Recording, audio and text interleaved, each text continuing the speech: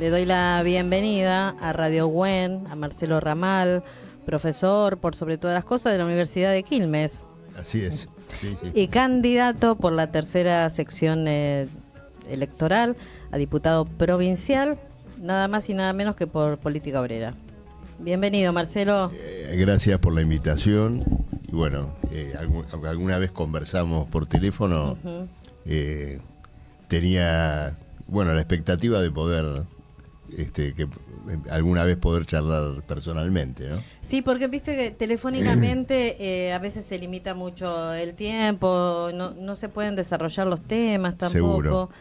Bueno, Marcelo, ¿cómo te preparás para el domingo? Bueno, después de una campaña que ha sido, digamos, de nuestra parte muy intensa, sobre todo pensando en una campaña de agrupamiento de fuerzas, ¿no? Para nosotros como corriente socialista, una campaña electoral, por sobre todas las cosas, es la posibilidad de llevar adelante una tribuna, un punto donde difundir planteos políticos, exponer el alcance de la crisis nacional, internacional, interesar a trabajadores en eso, comprometerlos a una acción durante, digamos, en principio la campaña y luego a un compromiso político, ¿no es cierto?, más permanente. Y bueno, en ese sentido estamos muy satisfechos porque, en primer lugar, tuvimos el desafío de intervenir en una elección compleja como es una elección provincial con decenas y decenas de municipios en el conurbano. Bueno, tenemos presencia en casi todo el conurbano, en las grandes ciudades del interior de la provincia de Buenos Aires. Y bueno, sobre todo, pudimos a través de la campaña electoral palpitar la crisis política que se fue desenvolviendo a lo largo de ella y que puso de manifiesto la inviabilidad de todo el planteo económico y político de un gobierno al cual a nosotros nos gusta llamarlo liberticida, ¿no es cierto? Asesino de libertades y de derechos políticos y sociales. Bueno, en la campaña se fue palpitando, sí, ¿no es cierto?, esa crisis, esa desintegración política del gobierno. Y creo que, bueno, la propia campaña, por lo tanto, fue un ámbito interesante para poder explicar esto, llamar la atención de los trabajadores sobre este hecho y, por sobre todo, entender que esta crisis del gobierno puede tener varios sepultureros, ¿no es cierto? Si los sepultureros de Milei y de Caputo son los que colaboraron con ellos a gobernar durante un año y medio, desde las gobernaciones, desde el Congreso, bueno, el desenlace va a ser un recambio para que todo siga en los términos reaccionarios en que los dejó Milei. Si el cambio, la transformación va a estar en manos de los trabajadores, de su lucha, de su experiencia y de un programa que tenga que ver con esto, bueno, el desenlace va a ser otro. Y presentando un programa en la propia campaña electoral, como lo hicimos, contribuimos a esta última alternativa, ¿no? ¿Cómo ves el escándalo del caso Spagnuolo en relación a Milei? Bueno, lo de Spagnuolo, digamos, pone de manifiesto dos cuestiones. Primero, que Milei no escapó a un esquema que es característico de los gobiernos de cuño capitalista en la Argentina, que es de actuar como comisionistas de grupos económicos en el botín del Estado. Esto es casi una constante, ¿no es cierto? La población tiene que entender en este punto que la corrupción es algo así como la caja chica de una operación de confiscación económica de mayor alcance, porque finalmente, bueno, detrás de los funcionarios que cobran comisión hay grandes corporaciones económicas que son las que se llevan evidentemente la tajada del león. La más grande de esas tajadas es la de la deuda pública. Así como se hizo esto con la droguería suizo-argentina, el presupuesto público fue manipulado en función del pago de la deuda pública, de su revalorización durante todo este año y medio. Ahí no sabemos quiénes son los comisionistas, No. lo podemos suponer, pero seguramente, digamos, la operación fue similar. Este es un aspecto del tema. El otro, me parece importante, es que esto salta como resultado de una fractura interior en el gobierno. Y esta fractura interior es característica de los gobiernos que entran en declinación. Y que en esa barranca abajo empiezan a tener, ¿no es cierto?, deliberaciones, divergencias respecto de cómo salir de ese impasse. Estas dos fracciones que se pelean, ¿no?, las de Santiago Caputo, la de Karina Milei, se han peleado en torno de un punto que es muy interesante. Tuvo mucho que ver lo de las listas del conurbano, porque Karina Milei con este señor Pareja entendieron tempranamente que la Libertad Avanza no tenía condición de abordar con su propia fuerza el desafío de las elecciones. ¿Por qué? Porque no logró constituir una corriente política propia. No. Vos fíjate que las caravanas estas famosas no va nadie. Yo estuve hace 2 semanas, estuvimos en la peatonal de Quilmes hace 10 días y estaban, todos los partidos con su clásica mesita, falta poco para las elecciones, sábado al mediodía, imagínate. Bueno, el kiosquito de la Libertad Avanza, un puestito de madera muy coqueto, ¿no es cierto?, que está bien en una esquina, estaba vacío, desierto. Yo hasta le saqué una foto, ¿no es cierto?, y mandé un tuit, porque reflejaba, ¿no es cierto?, ese vaciamiento. Entonces, lo que hizo Karina Milei fue nutrirse de los elementos despechados del punterismo político de cada municipio para armar sus listas. Esto molestó a los chicos estos que hacen las fiestas de la derecha a diario, que hacen tweets, que creo que se llaman las fuerzas del cielo, que pensaban que Milei iba a armar un movimiento político vigoroso. Ellos, sí. No tuvo con qué. Entonces ahora, detrás de este armado violeta, hay elementos como Ritondo, Santilli, esta señora Florencia Hieto, que el otro día fue a la fábrica Roque Basali, que estaba en un conflicto importante porque la fábrica quiere cerrar, quiere despedir obreros, y en una asamblea de la fábrica ella habló y trató de convencerlos a los obreros de que la fábrica estaba mal por culpa de ellos, porque reclamaban salarios, porque hacían paros. La echaron a patadas, ¿no es cierto?, a esta mujer, que es un típico elemento de este armado libertario. Una persona que es enemiga del trabajo en un doble sentido. Es enemiga de los trabajadores, porque lo ha sido siempre, cuando era macrista, cuando estaba con Patricia Bullrich, ¿no es cierto?, y todo lo demás. Y luego es enemiga del trabajo en un sentido más llano, enemiga de trabajar. Ha encontrado un modus vivendi, actuar como saltimbanqui de todos los partidos políticos de derecha, ¿no es cierto?, que existen por ahí. Bueno, y sobre la base de eso encontrar un medio de vida. Bueno, ese es el ambiente de la Libertad Avanza, que es el resultado, o que pone de manifiesto el fracaso político en armar un movimiento que supuestamente iba a ser arrollador. Todo eso se terminó y se termina con la propia operación financiera especulativa que se sostuvo en estos 2 años y que ya agotó completamente sus posibilidades. A lo que estamos asistiendo ahora es el derrumbe de esa operación especulativa. Lo que se hizo no es nada demasiado novedoso a lo que ya hemos conocido en otros momentos. Esta gente armó un plan Cavallo concentrado en el tiempo y en la intensidad, ¿no es cierto? afluencia de capitales especulativos, grandes operaciones con la deuda pública, incluso engrosando la deuda pública, la creación de una ficción de estabilidad cambiaria para que esos capitales pudieran entrar y salir pagando siempre el mismo dólar.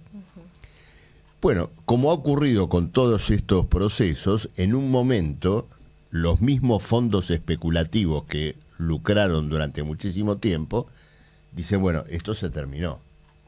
Hemos exprimido a la Argentina como se exprime una naranja, y como ocurre con todas las naranjas, con toda la fruta, cuando se termina de exprimir, se tira a la basura la cáscara. Y en este caso es el intento de estos capitales de retirarse del país, comprar dólares concretamente, la tentativa desesperada del gobierno para retenerlos a costa de ofrecer intereses usurarios, Total. Que representan 4 veces la inflación mensual. Bueno, la paralización de la economía como resultado de esto, porque naturalmente una tasa de interés del 88% cuando la inflación prevista está poco más arriba del 20%, implica que nadie puede tomar un crédito en esas condiciones, el giro económico, comercial, industrial se interrumpe, las fábricas se paran, el cordón industrial que va desde el sur de Santa Fe hasta Campana está en un estado catatónico. Entonces, esto es el final. El caso españolo y la droguería y todo lo demás es la fachada, es la forma superficial que toma esa crisis de fondo, que es el derrumbe del esquema financiero armado por Luis Caputo en todo este tiempo. Entonces, ahora indudablemente ya venía con el tema del caso Libra.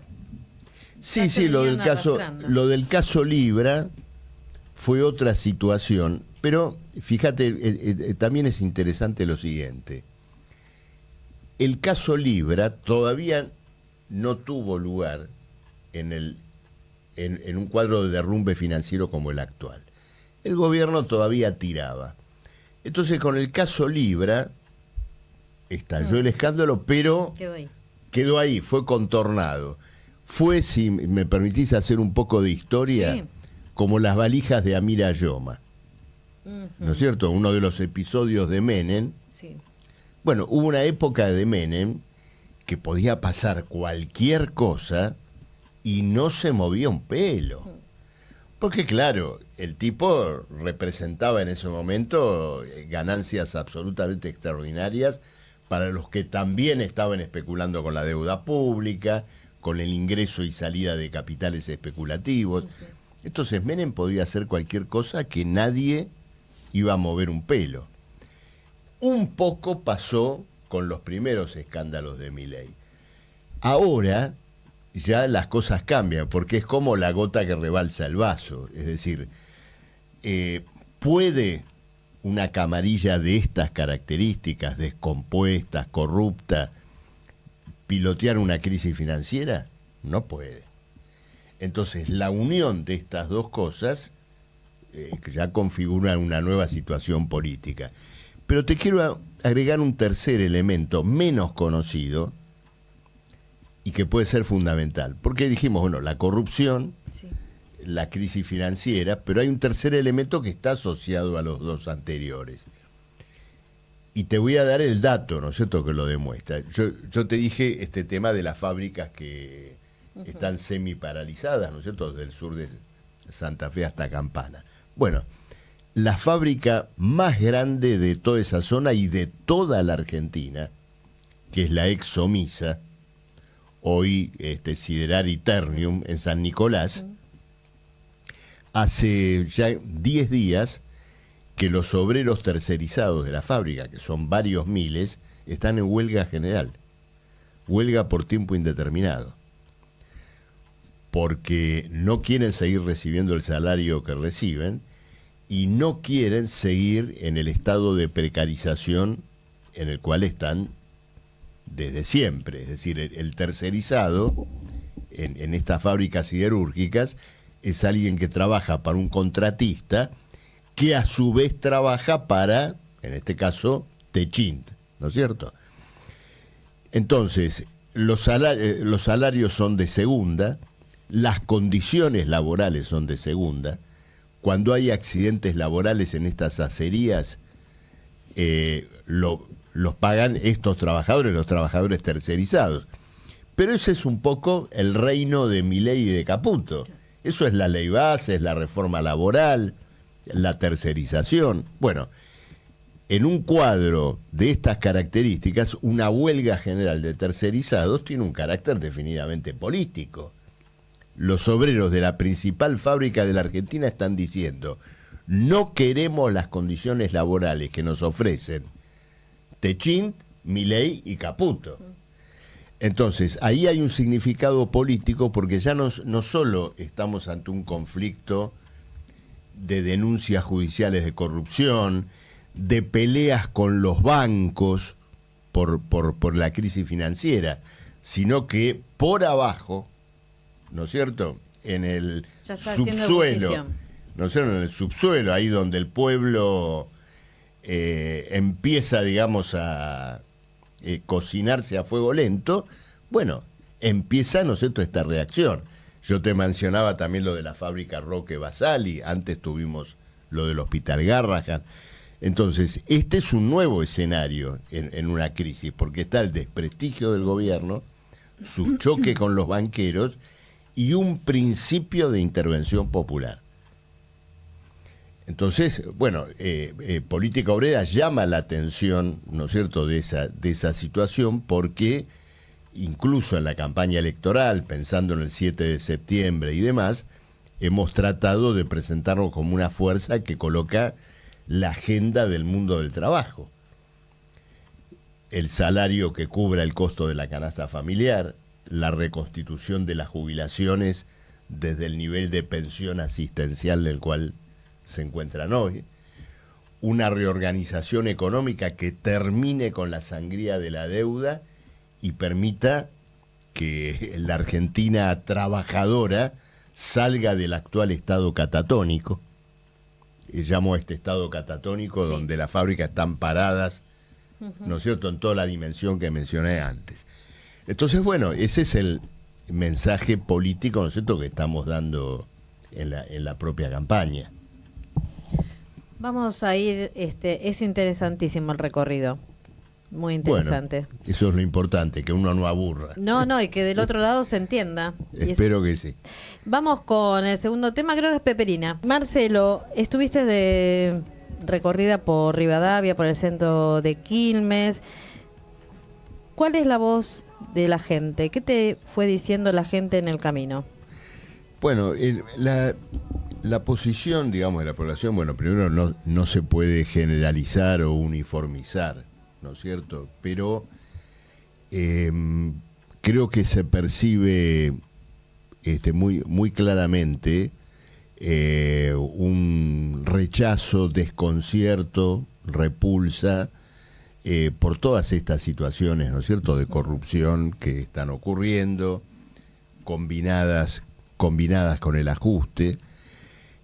Al mismo tiempo, no despierta un entusiasmo, digamos, la oposición que está organizada en torno del gobernador o que está organizada en torno del peronismo, más allá que muchas personas, ¿no es cierto?, puedan dar el voto allí, porque lo más importante es que frente a esta crisis nacional, este sector no ha ofrecido un programa, no ha ofrecido una alternativa. En el mejor de los casos aparece ofreciéndose como alternativa para el año 2027, ¿no es cierto? Pero cuando se dicen las cosas de esta manera, no hay una respuesta o una posición tomada frente a una crisis que está hoy al rojo vivo, y que exige un planteamiento. Por ejemplo, Fuerza Patria, ¿qué va a hacer con la deuda pública? Si piensa pagarla en alguna variante o abordar, ¿no es cierto?, alguna forma de reestructuración, bueno, las reestructuraciones son onerosas. acentúan la esclavización financiera y económica del país. Sobre esto no se ha tomado una posición. Tampoco respecto de si la reforma laboral, que al menos parcialmente puso en marcha Milei, va a ser retrotraída o no. Porque a veces inclusive escuchamos hablar de actualización laboral o modernización laboral, y son cosas que, bueno, terminan aludiendo a una aceptación implícita de los planteos de reforma laboral. No hay nada que justifique desde el punto de vista del progreso técnico, de la tecnología o de lo que fuere, que el trabajador tenga que ser precarizado. La precarización del trabajo obedece únicamente a una relación de fuerzas entre los trabajadores y el capital. Ay, perdón. No. Ay. No, es verdad. Entonces, eso es lo que, digamos, uno observa. Ahora, ¿cómo eso se va a traducir en la elección? Bueno, muchos hablan, y también lo he encontrado, ¿no es cierto?, en la calle, la posibilidad de que el 7 se reitere el ausentismo que tuvimos en muchos, e incluso se agrave, ¿no es cierto?, tenga características todavía, más acentuadas. Uno entiende el ausentismo en este contexto, pero al potencial ausentista hay que llamarlo a una reflexión política, porque en el caso nuestro, bueno, estamos colocando un planteo alternativo que puede y merece ser apoyado en oposición a aquellos a los cuales estas personas, estos ciudadanos, no quieren ir a votar. Entonces, bueno, una parte importante de nuestro esfuerzo está dirigido, ¿no es cierto?, a la persona que pensaba ausentarse o no tiene, digamos, la expectativa de ir a votar.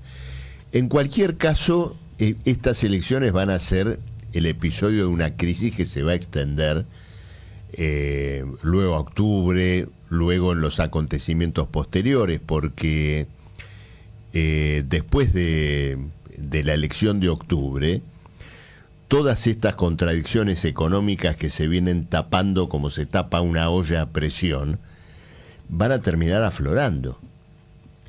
El gobierno no va a tener forma de contener una devaluación de la moneda, la pseudoestabilidad de precios va a estallar, ¿no es cierto?, por todos lados, y por lo tanto vamos a asistir a un desenlace político de esta crisis, ¿no es cierto?, que todavía está larvada. En relación a ese desenlace que comentas, tiene dos preguntas. ¿Tiene similitud al 2001?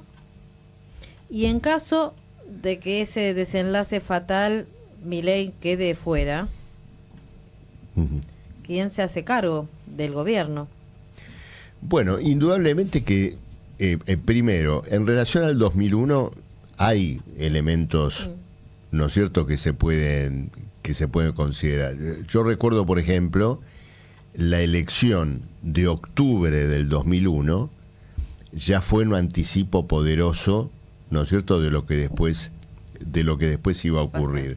Al mismo tiempo también hubo otros elementos, porque por ejemplo esos blindajes y megacanjes que el Fondo Monetario brindó en el 2001 fueron simplemente la financiación de la fuga de capitales.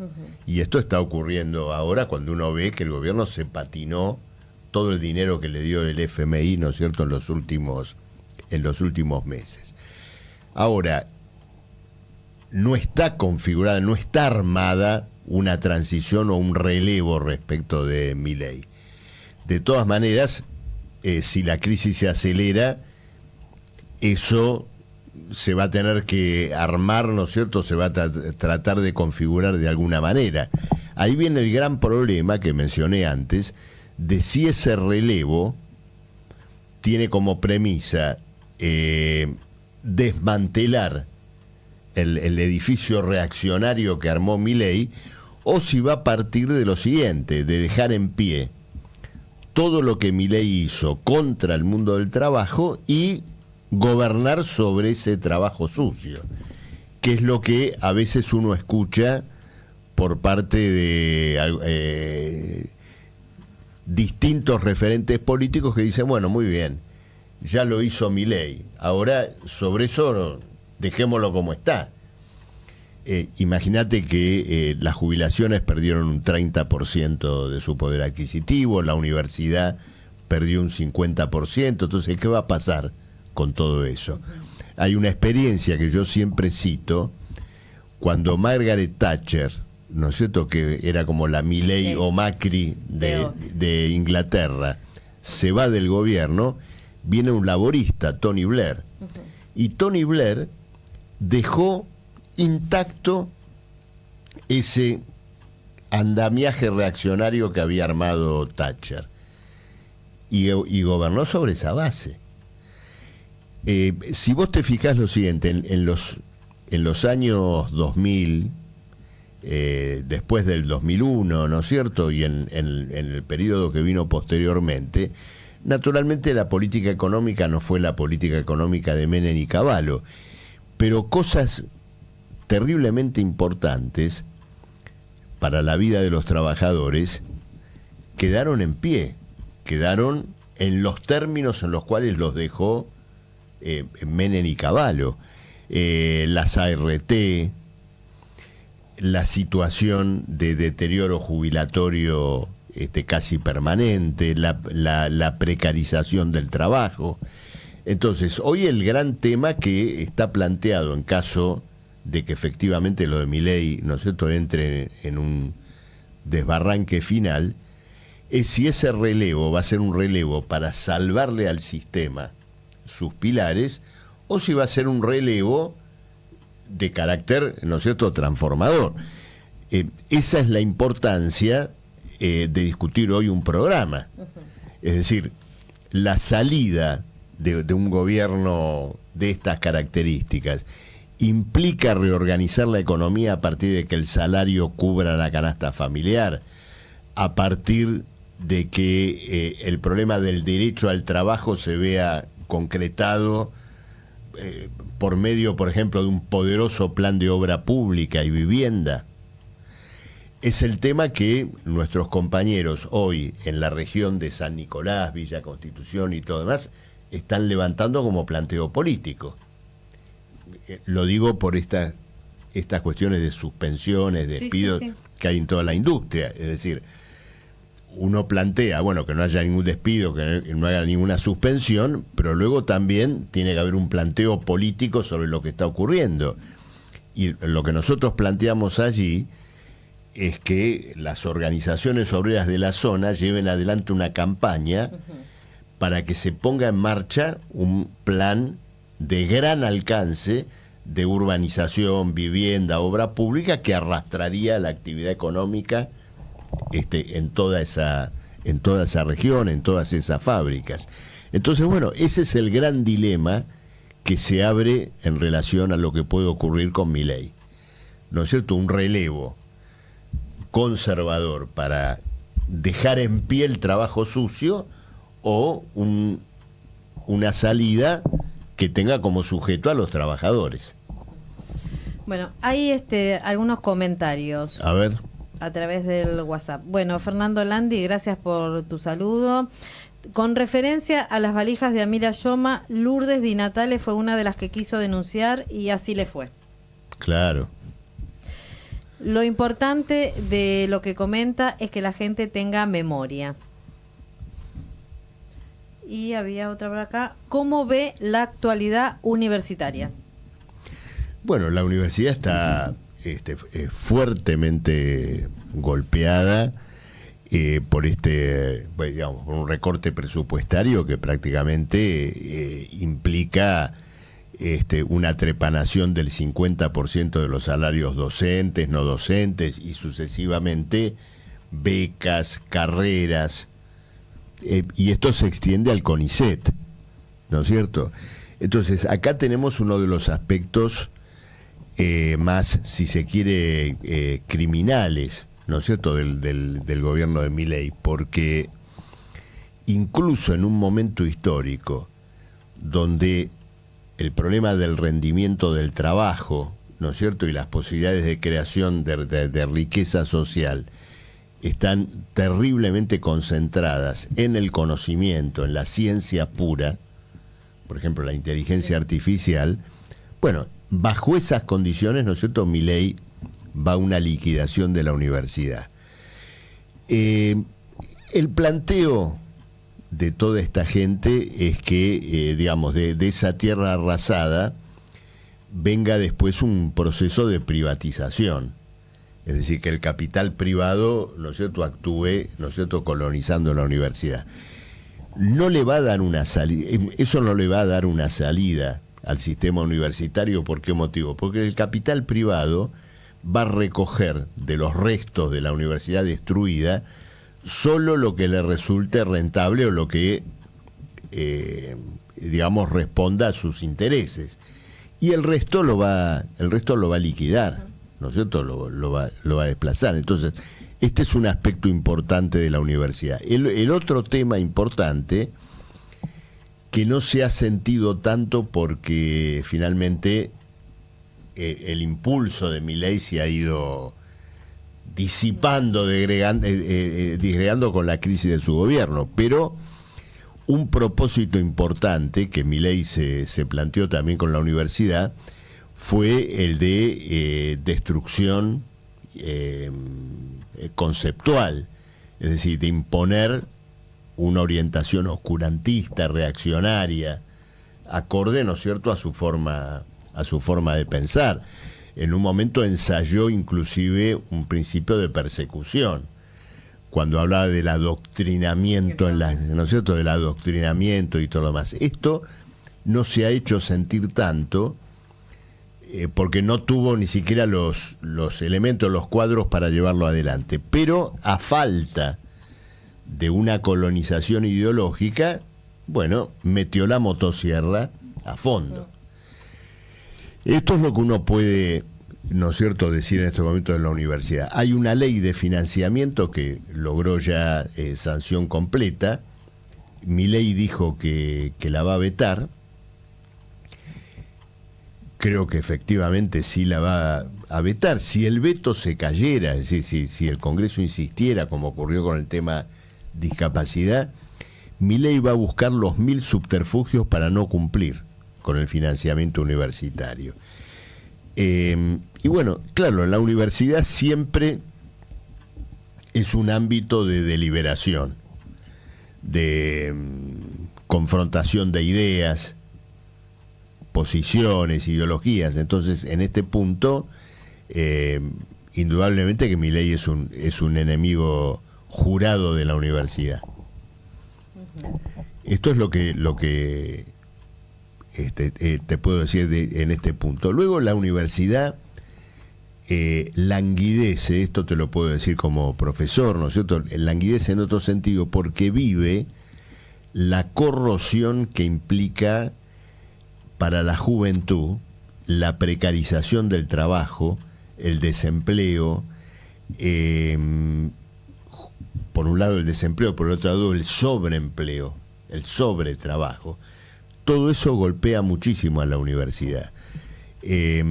La situación clásica del estudiante que trabajaba y estudiaba, ¿no es cierto?, se va cayendo, porque el que consigue trabajo muchas veces tiene que dejar de estudiar, tiene que dejar horarios rotativos, jornadas laborales extenuantes. Uno lo ve eso todo el tiempo, ¿no?, en las cursadas. Entonces, ese es otro factor que va carcomiendo, ¿no es cierto?, la vida universitaria. Sí, tristísimo y lamentable porque es el futuro del país. Marcelo, la última preguntita. Las propuestas de política obrera, tanto a nivel municipal como en tu caso a nivel provincial. Bueno, en el caso, digamos, en el tema provincial, te diría lo siguiente, en la línea de lo que te decía antes sobre, digamos, los ejes sobre los cuales queremos privilegiar. Si nosotros pensamos en la vida social de la provincia y naturalmente también del país, la cosa comienza por el ingreso del trabajo, es decir, por el salario. Nosotros si llegamos a la legislatura bonaerense, vamos a colocar el problema del salario que cubra el costo de la canasta familiar, el salario mínimo. Es decir, que hoy, cuando hablamos de canasta familiar, no estamos hablando de menos de 2 millones de pesos. Entonces vamos a colocar este debate en la legislatura, en principio, para docentes, trabajadores de la salud, trabajadores de otras áreas del Estado, porque, digamos, la vida social de la provincia, armada con maestros que ganan la canasta de pobreza, enfermeras que ganan la canasta de pobreza, está fracturada de movida, de entrada. Y este es el primer debate que vamos a dar.